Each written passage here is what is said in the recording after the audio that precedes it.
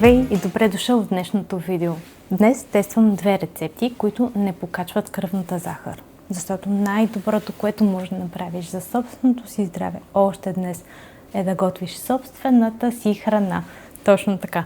Ако говорим за здраве като стабилна основа за всичко останало, а не псевдорежими и свръхопростени методи, които в дългосрочен план даже може и да ти навредят.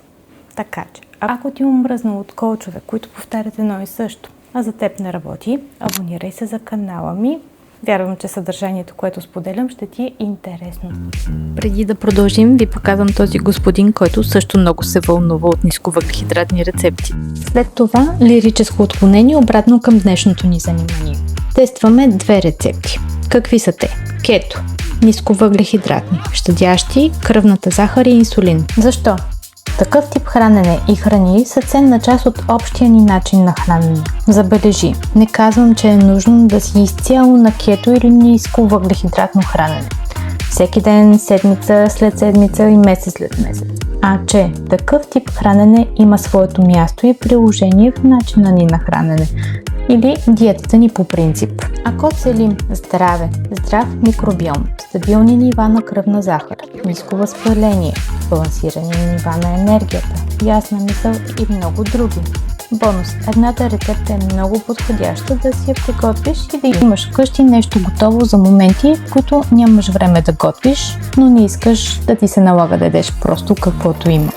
Започваме с кето гофретите. Много е просто. Просто миксираш едно яйце и 50 грама сирена. Микс, каквито имаш. Аз използвам ето такъв пасатор, смесвам, слагам всичко в гофретника, изпичам за... Вече зависи от гофретника, мощността и колко хрупкави или меки ги харесвате. Омазнявате плочите на гофретника преди да сложите сместа и запичате. В моя случай бяха общо 10 минути. Количеството, което се получава от тези съставки е идеално за точно две гофрети. Както виждате, добре напълнен гофретник. Затварям и го оставям. 10 минути минаха, изглежда чудесно. Поне за моя вкус. Сега ще ги изкарам и ще ги тествам, да видим дали са се получили добре. Този тип рецепти са идеални да се хапват самостоятелно, както и да се гарнират с нещо допълнително. Това ще направя и аз. Но преди да ги тестваме на вкус, ви показвам макросите за всяка една.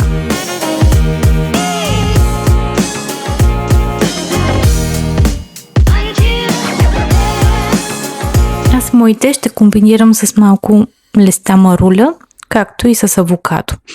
Имам едно много добре озряло и мисля, че ще им подхожда чудесно. Имам и малко домашен приготвен дресинг, който е на млечна основа и подправки. Мисля, че ще им е добро допълнение.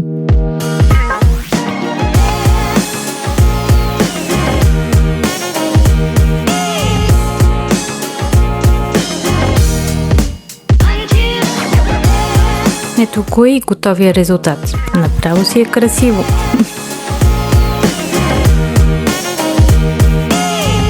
И сега часът на истината. Хайде да ги пробваме.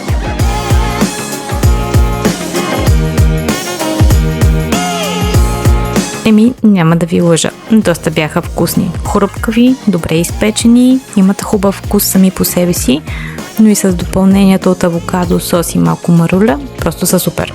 Това е резултата. Без да губим време, се захващам с втората рецепта за кето хлебчета. Ще ви показвам как смесвам съставките, но детайлните количества ще опиша в описание, за ако някой от вас иска да направи тази рецепта вкъщи.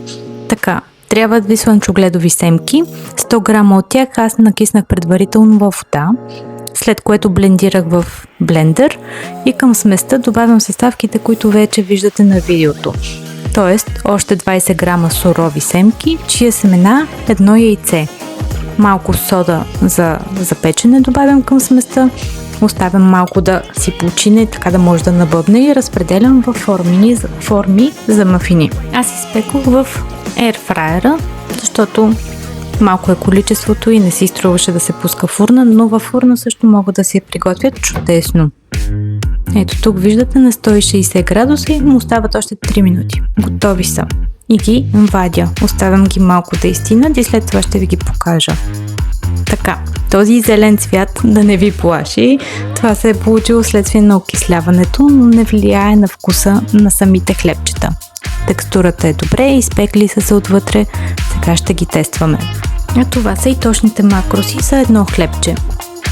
Това е рецепта, която може да приготвяте и да имате по нещо здравословно в хладилника си. Моите хлебчета издържаха седмица в хладилник. А сега да ги тестваме. Взимам едно хлебче, разрязвам го на 3, за да станат като тънички филийки.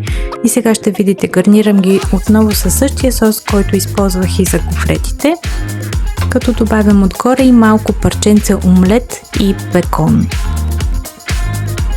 Вие, разбира се, може да си ги гарнирате с каквото желаете. Аз на моите хлебчета сложих малко шарена сол като подправка, затова не бих ги гарнирала с нищо сладко, но ако пропуснете шарената сол, според мен може чудесно да се комбинират и с някакви сладки комбинации, които вече трябва да са съобразени с това дали искате те да не покачват кръвната захар.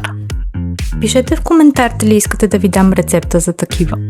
За мен рецептата е много сполучлива, вкусна, няма натрапчив вкус на ядки, много универсална и това, че може да се приготвя и съхранява, е голям плюс. Така че за мен и двете рецепти са успешни. Ще се радвам, ако ги тествате, да споделите в коментар.